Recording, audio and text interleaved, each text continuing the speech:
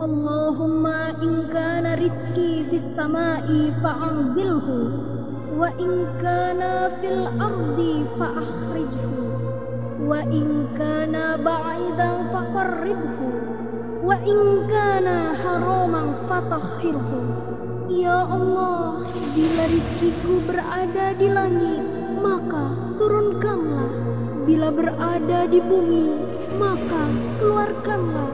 Bila dia jauh, maka dekatkanlah. Dan bila dia haram, maka sucikanlah. Ya